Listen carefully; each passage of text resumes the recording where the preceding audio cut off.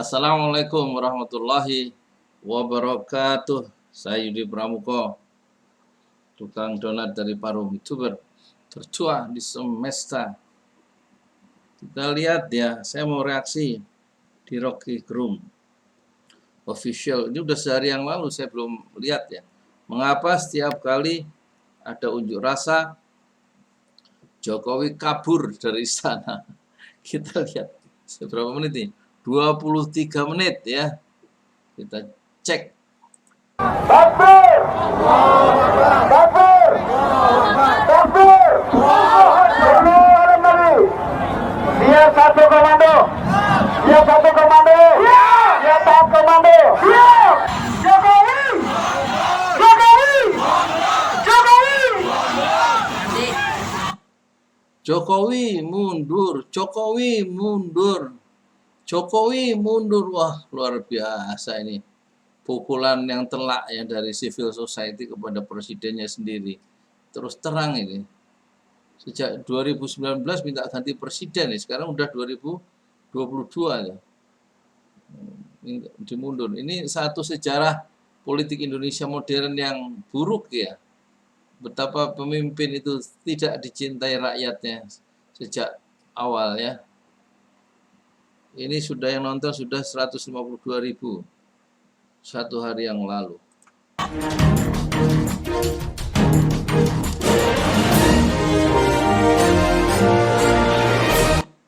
Ini bacanya bukan Rocky Gerung tapi Rocky Gerung kalau menurut lidah dari suara dari Rocky Gerung sendiri ya.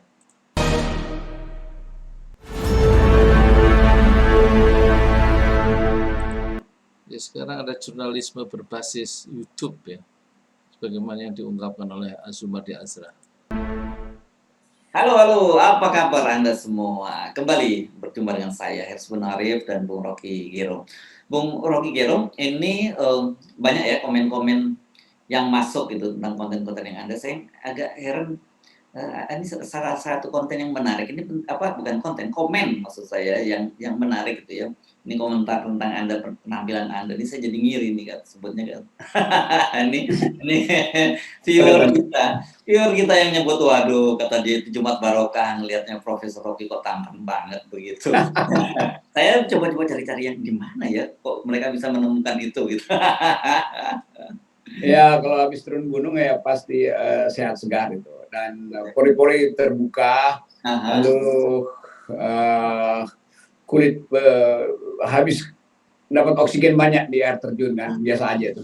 Nanti entar lagi jadi buruk lagi ntar. Tapi kalau kita tetap beroposisi pasti kita selalu cemerlang. Oh gitu ya? Selalu cemerlang kalau kita selalu beroposisi. Oh, namanya vitamin oposisi. Oh, vitamin oposisi, vitamin O ya? Vitamin O, yes. Itu saya kira varian baru juga itu ya, yang orang jangan mendengar-dengar itu ya. Beroposisi itu kan menyebabkan tubuh itu memproduksi segala macam energi itu. Dan jantung jadi bagus, tatapan mata jadi serius. Jadi itu yang menyebabkan terlihat bercahaya. Dan terutama cahaya itu datang dari si penanya tuh. Si penanya namanya Hersbun Arif. Oke, jadi saya kira gini, di samping situasi, karena kita ngomongin kesehatan, kita ingatkan ya bahwa situasi COVID ini kelihatannya mulai meningkat lagi. Angka kematiannya juga udah mulai, coba saya baca datanya ya, yang data kemarin itu ya, melonjak itu ada 5.303 kasus, dan kemudian ada kasus 31 orang pasien yang meninggal dunia. Jadi COVID masih belum pulang kampung ya. Ini jangan dianggap remeh ya, karena bagaimanapun juga satu orang buat keluarga yang ditinggalkan itu berarti luar biasa sekali. Iya, setiap varian tentu dia memperbaiki diri dari imunitas manusia tuh, dan kita berkejaran dengan mutasi, dan imunitas kita hanya tergantung pada temuan kimia vaksin baru tuh. Padahal si COVID itu dia lebih cepat, dia lebih cerdas untuk menemukan bagian paling lemah dari manusia. Dan karena itu kalau saya baca artikel-artikel jenis COVID baru ini, dia bersembunyi dan langsung masuk ke paru-paru. Nggak ada lagi yang bisa dideteksi di nasofaring, sehingga swab itu nggak ada gunanya. Jadi pertahankan kesehatan tubuh, olahraga yang bagus, cukupkan tidur, makan jangan terlalu banyak tuh. Ya. Dan ternyata ini sebenarnya bukan hanya di Indonesia ya. Saya baca di Australia juga mulai meningkat, bahkan Wuhan sempat juga meningkat tinggi. Jadi ini memang kalau urusannya dengan COVID ini, tapi kita tetap yakin bahwa itu bakal ada obatnya dan ada antibodinya gitu. Yang tidak ada obatnya itu kan stupid, itu yang agak berat itu ya. Jangan ingat. mulai stupid means dungu ya. Ingatkan lagi tuh. Iya. Ya banyak tuh pejabat yang negatif COVID tapi positif stupid. Negatif COVID, positif stupid. Saya kan cuman mengutip Anda saja gitu. Oke, tapi mari kita bicara setelah penting kita menjaga kesehatan dan sebagainya. Ini rupanya media itu memperhatikan ya, Bung Rocky, kebiasaan dari Pak Jokowi. Kenapa ya Pak Jokowi itu setiap kali ada unjuk rasa itu pasti selalu meninggalkan istana. Dan ada aja kegiatan yang tadinya nggak ada kegiatan, tiba-tiba ada kegiatan. Misalnya dalam kasus yang kemarin demo 411 itu kan banyak sekali yang unjuk rasa kemudian minta Pak Jokowi mundur. Tapi pada saat yang bersamaan Pak Jokowi itu ternyata pergi ke Jawa Timur gitu, ke mana katanya ke Mojokerto kalau tidak salah. Dan alasan dari dari Biro Protokol Istana itu jadwal sebenarnya itu Pak Jokowi sudah punya jadwal yang lama, itu jadwal tertunda dan oleh Pak Menteri BUMN diminta lagi hadir. Jadi kemudian tapi kenapa dipilih bersamaan dengan hasil unjuk rasa yang di sekitar istana gitu, itu yang media mempertanyakan. Ya ada beberapa kali itu. Kalau satu kali itu kebetulan. Yes. Kalau 2 kali kebangetan.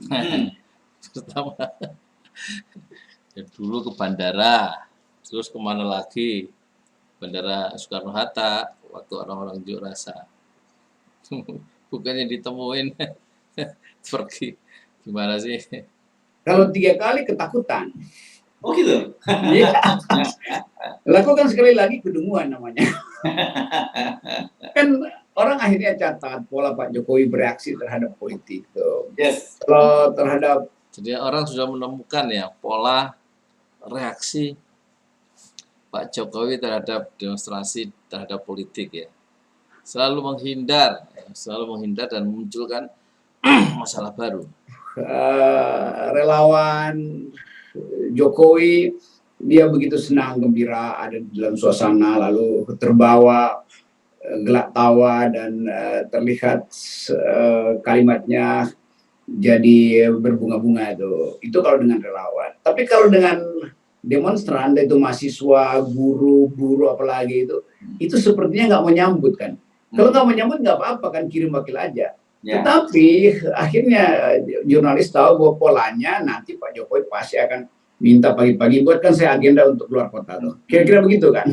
Itu sebetulnya saya sejenis kepengecutan sebetulnya tuh, karena itu rakyat dia mesti hadapi itu. Sejenis kepengecutan ya. Ini bahasa yang lugas, tuntas, to the point, menusuk dan tajam ya. Dari Rocky Gerung ini sejenis kepengecutan dari Pak Jokowi ketika menghadapi perbedaan antara relawannya disambut dengan penuh gelak tawa, dengan gembira, tapi demonstran itu justru dia melakukan satu kunjungan keluar Jakarta, dibuat satu acara yang tiba-tiba supaya tidak bisa menemui atau tidak berada di lokasi di istana saat demonstran itu tiba. Dan apapun yang disebut kalau 411 pasti warnanya Muslim. Dan itu justru harus dihadapi oleh Pak Jokowi. Karena selama ini yang ditinggalkan oleh Pak Jokowi, yang sedang dikerjakan Pak Jokowi adalah memecah belah bangsa dengan isu Islamofobi. Saya sebut Pak Jokowi dalam pengertian administrasi Pak Jokowi. Kebijakan-kebijakan yang memecah belah bangsa itu makin lama makin terlihat. Basar-basar Pak Jokowi nggak henti-hentinya lewat Islamofobi. Jadi kelihatannya. Jadi poin yang dicatat oleh seorang Rocky Gerung yang non-Muslim itu mencatat bahwa ada aroma Islamofobia pada administrasi atau pada rejim Pak Jokowi, terutama buzzer-buzzer itu memelihara Islamofobia, dan itulah bagian usaha yang sistematis dan terus-menerus memecah belah bangsa karena mengidap penyakit Islam, fobia, kebencian terhadap aspirasi Islam di dalam negeri, di Indonesia. Politik Islam dipancing untuk demonstrasi supaya diperlihatkan bahwa ini betul-betul Islamo politik Islam tuh. Ya. Jadi menjebak itu sebetulnya tuh. Dan itu buruk sekali tuh. Jadi di dalam perspektif Rocky Gerung, politik Islam itu sengaja dipancing, didorong untuk demonstrasi, ya, untuk dikasih stigma, ya, bahwa politik Islam itu buruk, ya. Sebenarnya dijebak, diarahkan seperti itu sebagai satu bagian dari sikap politik yang anti-Islam atau Islamofobia.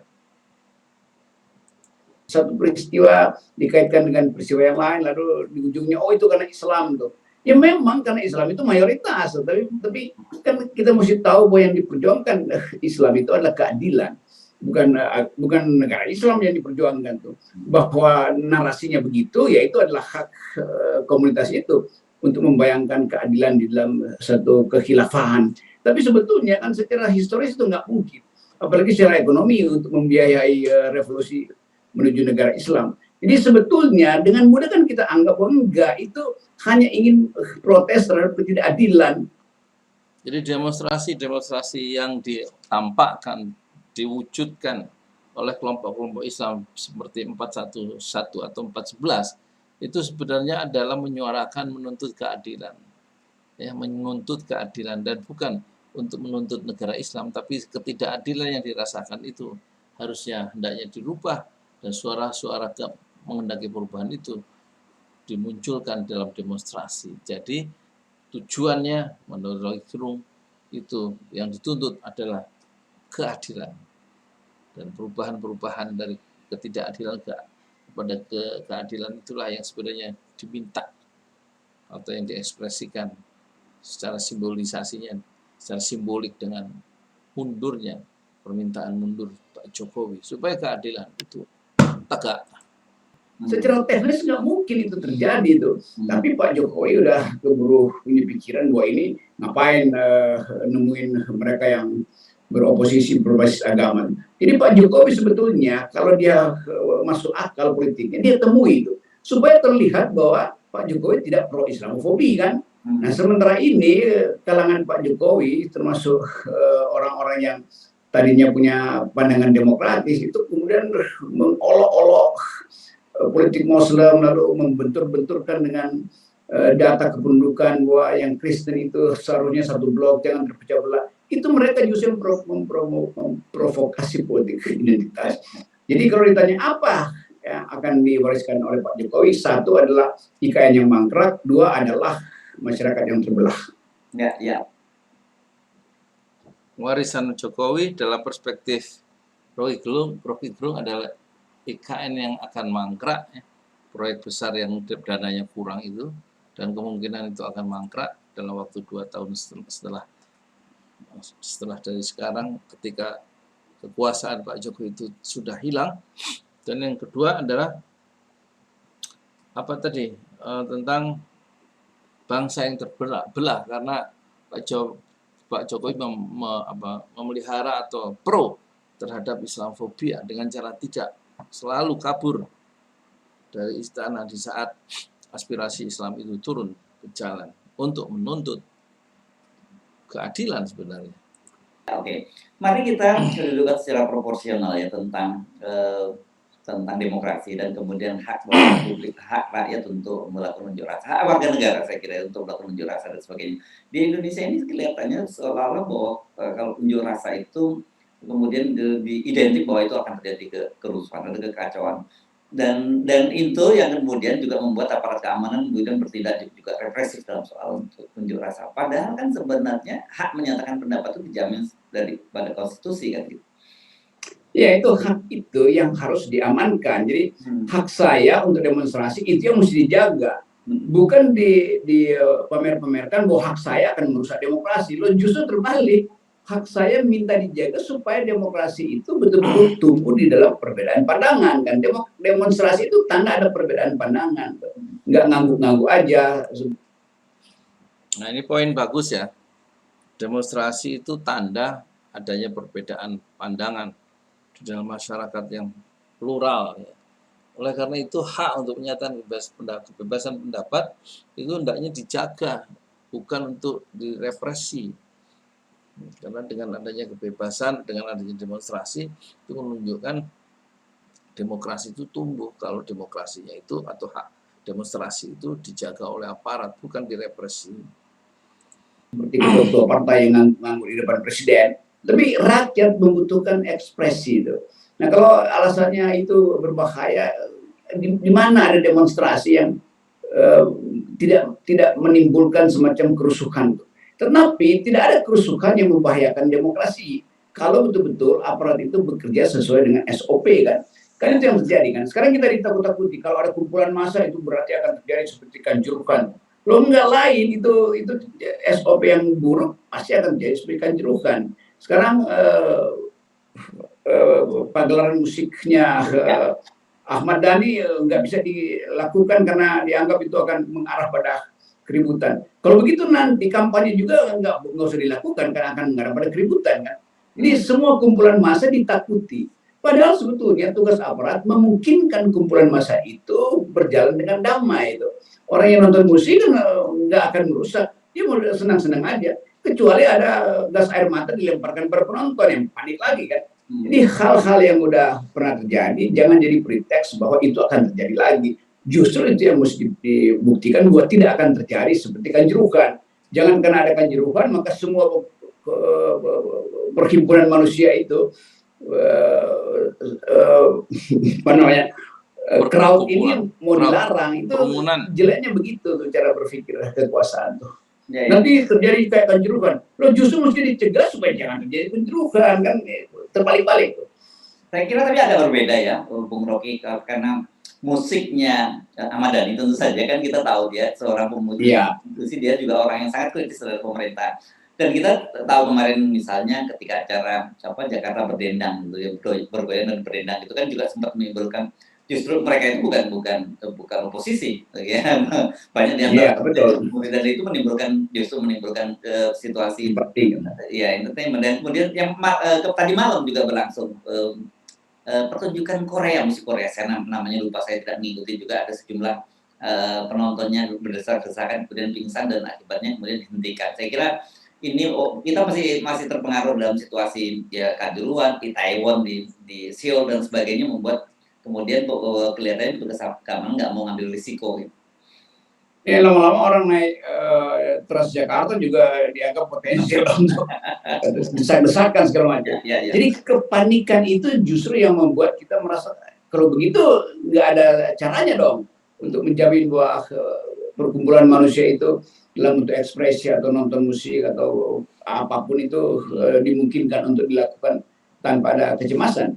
Kan tugas dari pengatur ketertiban publik adalah menjamin keamanan tuh, bukan mengamankan orang yang akan menonton, kan itu beda tuh. Jadi sebetulnya konsep-konsep kepublikan kita itu berubah sama sekali karena kita akhirnya masuk dalam kecemasan yang kita buat sendiri sebetulnya.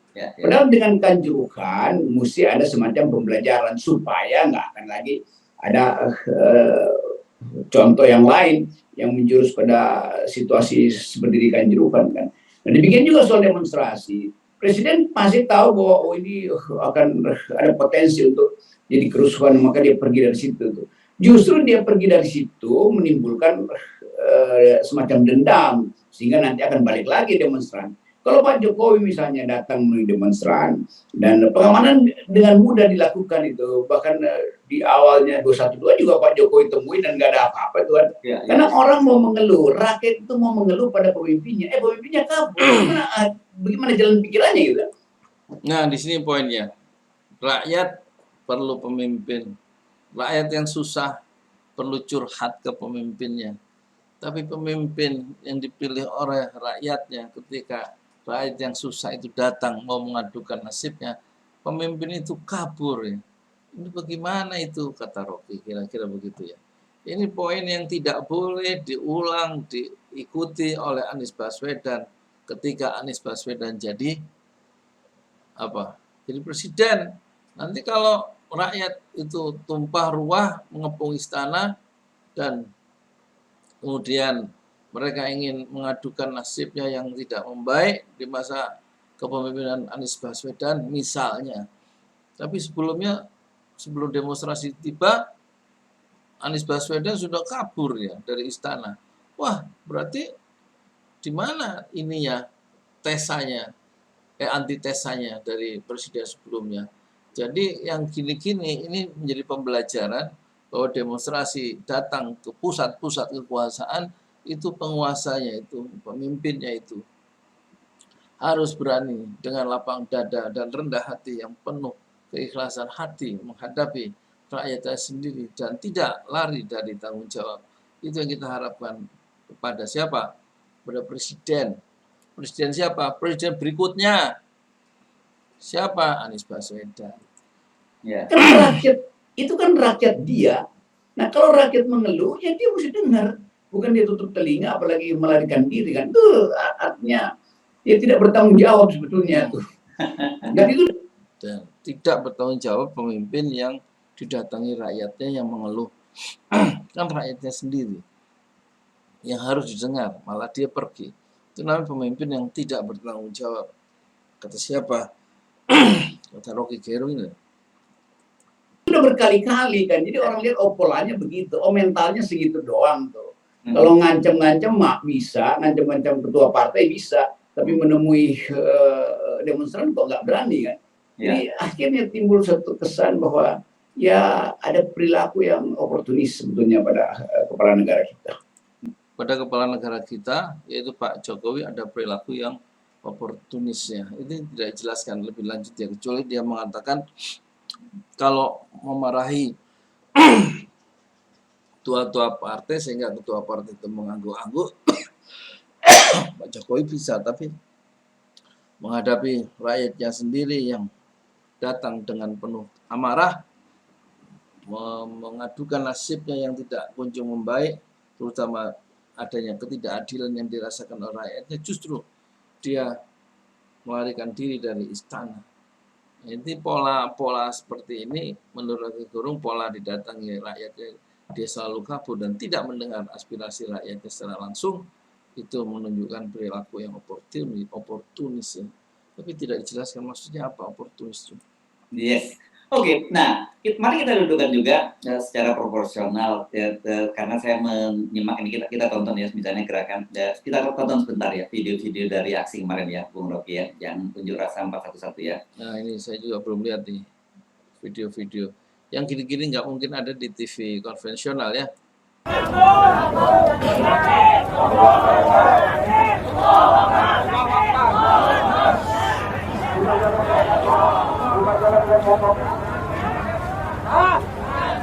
Terus mogok masih untuk depan juga. Mogok berjalan, mogok berasal. Ya.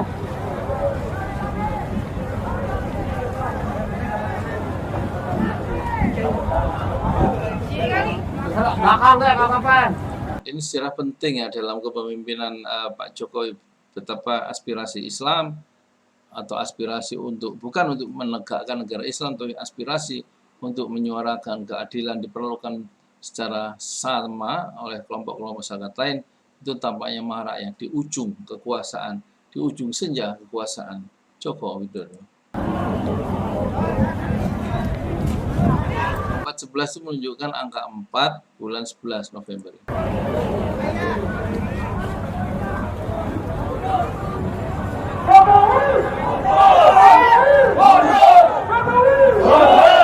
Jokowi mundur, Jokowi mundur, Jokowi mundur. Wah, luar biasa. Ini daerah mana sih ini?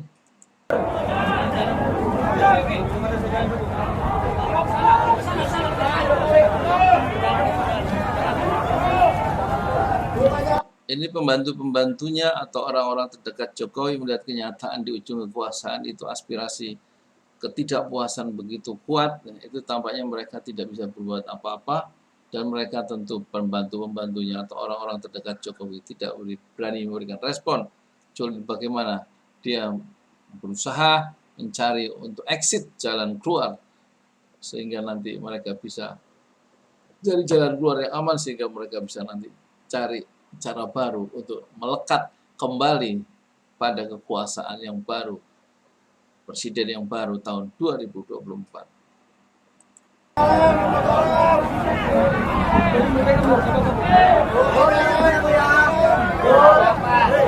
Takbir! Takbir! Takbir! Dia satu komando. Dia satu komando. Dia satu komando. Ya, komando ada di mobil komando. Tidak ada komando kecuali ada di mobil komando utama. Siap Pak Komando. Siap Pak. Aksi terkini 411 bantu kita. Indonesia tuntut Jokowi mundur. Itu ada spanduknya, Indonesia tuntut Jokowi mundur ya.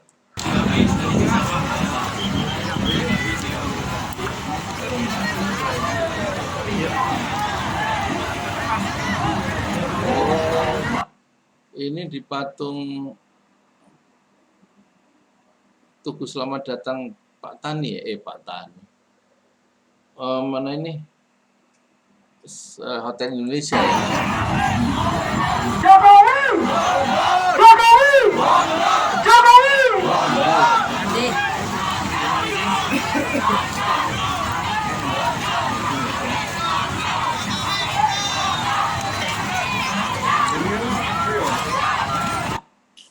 Oke, di situ memang muncul juga tuntutan agar presiden itu mundur, ya.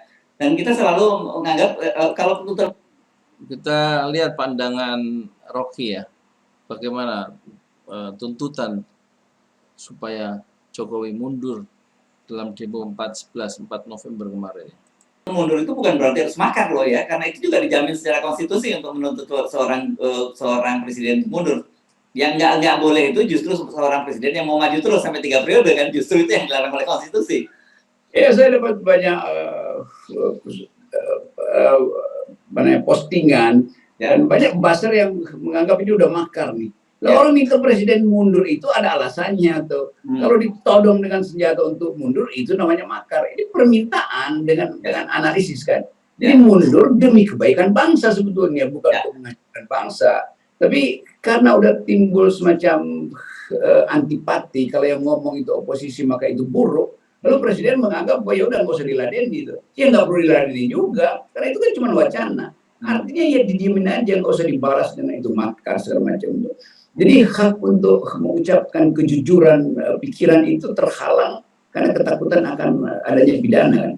Kalau saya bilang presiden mundur aja karena nggak mampu untuk membereskan potensi perpecahan bangsa yang basisnya rasialisme, yang basisnya agama, yang basis primordial. Saya kasih juga faktanya kan, karena memang bangsa ini terbelah kok.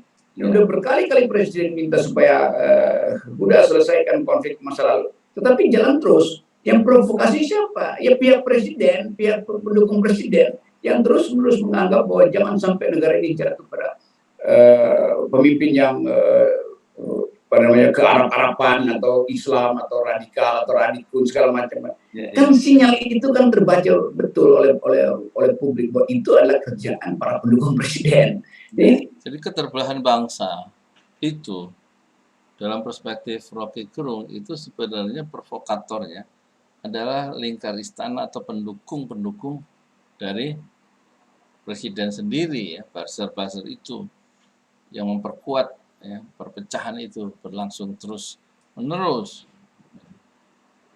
dengan menjual isu jangan sampai negeri ini jatuh ke pemimpin yang yang intoleran, yang penganut khilafah, yang radikal, dan kemudian yang ke Arab-Araban. Itu satu cara atau satu sinyal yang justru dengan kuat ditangkap oleh kaum oposisi sebagai upaya mereka merawat ya, keterbelahan bangsa sehingga kohesi sosial itu, keakraban warga negara itu tidak terjadi akibat ulah dari lingkungan istana sendiri, lingkungan presiden sendiri yang tidak menertibkan buzzer-buzzer itu untuk ngomong semaunya.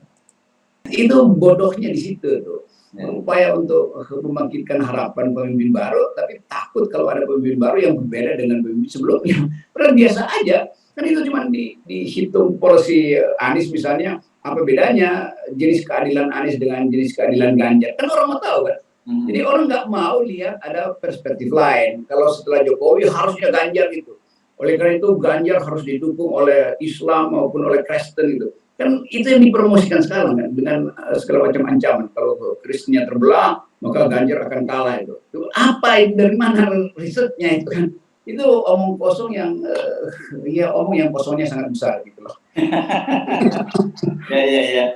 Oke, dan saya kira ini ya, kita ini kelihatannya masih berputar terus pada hal-hal yang seperti itu yang seharusnya nggak perlu terjadi lagi, dan ini yang menurut saya membuat kita itu nggak pernah maju sebagai bangsa ya, karena hal-hal yang elementer ini nggak pernah kita beresin gitu, justru malah yang hal-hal yang remeh-temeh yang kita perdebatkan terus.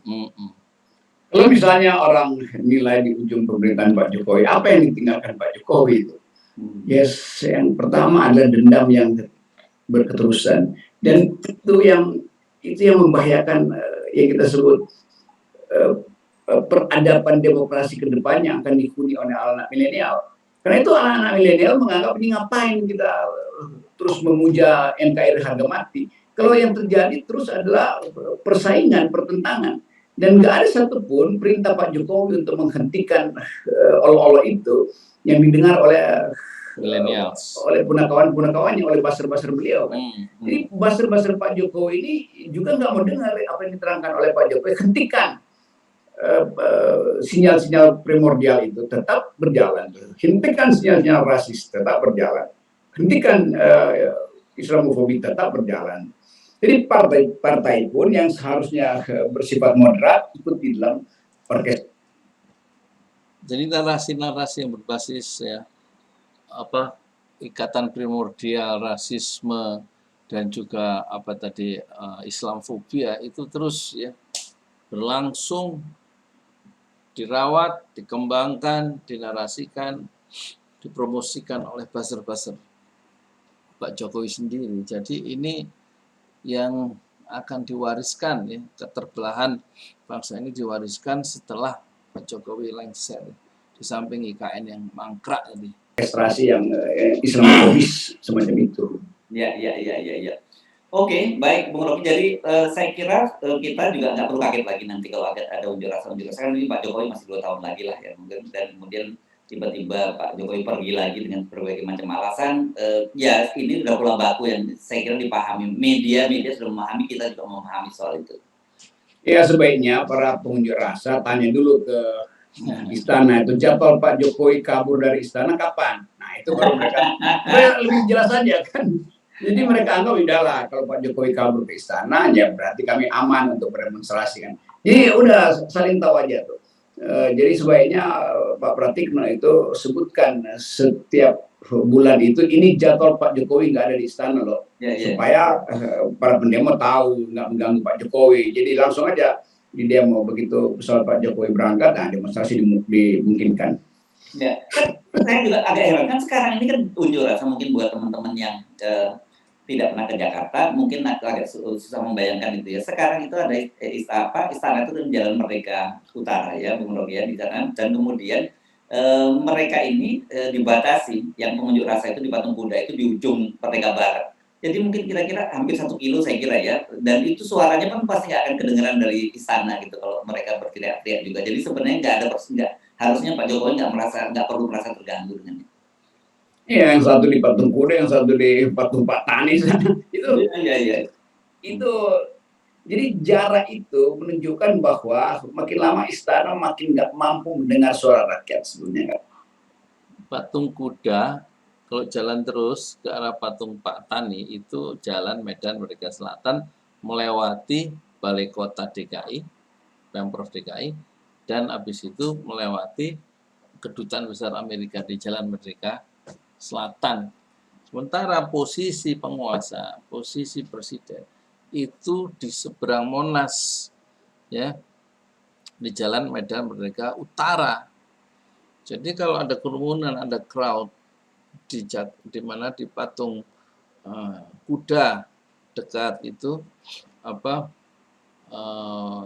Bank Indonesia, atau ada di kerumunan itu ada di patung Pak Tani di bundaran patung Pak Tani depan Hotel Arya Duta itu sebenarnya harusnya logikanya nggak usah membuat Pak Jokowi itu pergi dari istana, karena teriakan-teriakan dari mobil komando itu juga tidak sampai ke pintu istana di Jalan Merdeka Utara, karena saya tahu lingkungan di situ ya.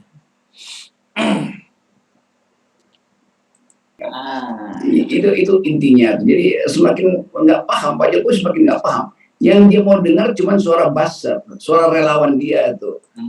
Nah ini poin penting dari Rocky Gerung ya, bahwa Pak Jokowi itu semakin tidak paham dan tidak mau mendengar suara yang keluar, kecuali yang dia dengar, yang dia mau dengar adalah suara buzzer.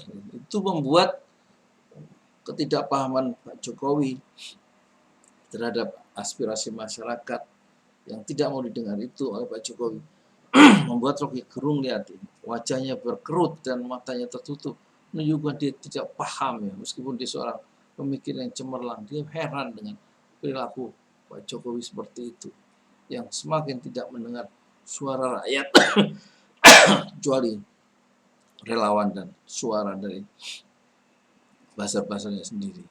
Itu makin lama makin eksklusif. Jadi Pak Jokowi akhirnya tersisi dari masyarakat. Yang dulu diurutkan dekat dengan rakyat, sekarang rakyat boleh tapi jauh dari saya supaya saya nggak dengar suara kalian. Itu pemimpin yang punya watak semacam itu pasti akan didendami orang terus menerus. Itu bahayanya. Dan kemudian juga teralienasi ya dari rakyat. Teralienasi, terasingkan ya di rakyat. Ya, itu karena pengennya jauh dari rakyat, berjarak sehingga tidak mendengar suara rakyat.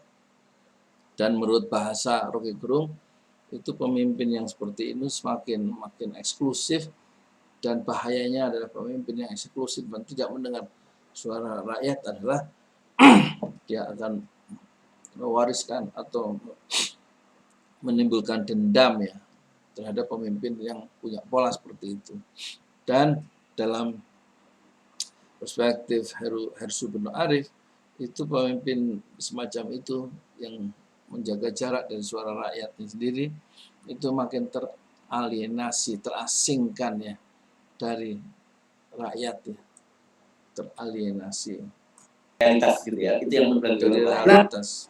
Nah, itu istilah yang tepat. Dia akhirnya tidak paham lagi, tidak bisa membedakan mana pengetahuan sosiologis, mana pengetahuan psikologisnya, mana yang delusi, mana yang sebetulnya basisnya realitas. Dan lingkungan di sekitar Pak Jokowi itu menghalangi Pak Jokowi untuk tahu keadaan real. Nanti dianggap bahwa Pak Jokowi nanti relawan yang datang, lalu beliau bersenang-senang itu, gembira, bikin jokes.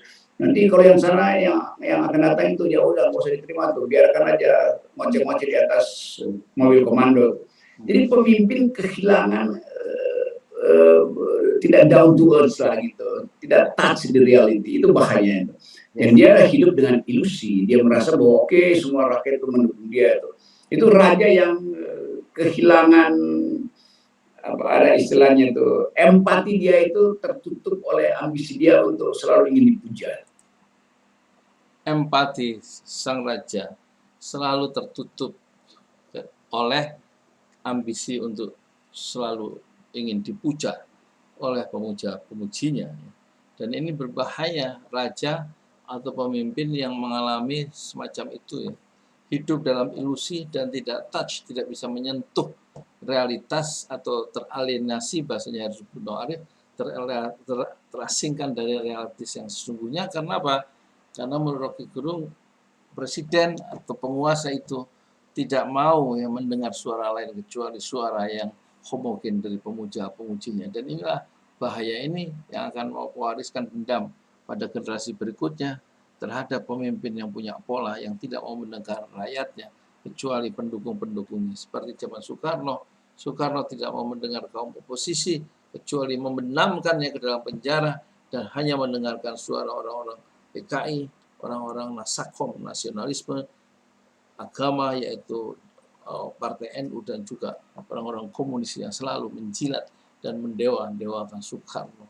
Dan akhirnya Soekarno hidup tidak tidak ada empati karena terhalang rasa empati Soekarno itu oleh ambisi yang selalu ingin dipuji oleh pengikutnya sendiri. Dan ini bahaya pemimpin yang teralienasi, terasingkan dari realitas yang sesungguhnya. Itulah ya perbincangan kita. Tapi masih ada ya, kita cek apa isinya. Yes, oke. Terima kasih dan buat kita selalu ingatkan bahwa supaya presiden tidak teralienasi dari realitas rakyatnya, itu kita bisa mulai dari nol. Yes. Yang membuat dia teralienasi justru karena dia nggak pro 0%. Yes. Nggak pro 0%. Oke, satu perbincangan yang menarik ya. Sehari yang lalu, Sabtu, saya kemarin bikin banyak video dan lupa ada pikiran-pikiran yang cemerlang dari perbincangan Hersu Beno Arif dengan Rocky Gerung atau Rocky Gerung. Saya Yudi Pramuko, tukang donat dari para YouTuber, tertua di semesta Fasbir Sabra Jamila. Bersabarlah dengan kesabaran yang ini. Assalamualaikum warahmatullahi wabarakatuh.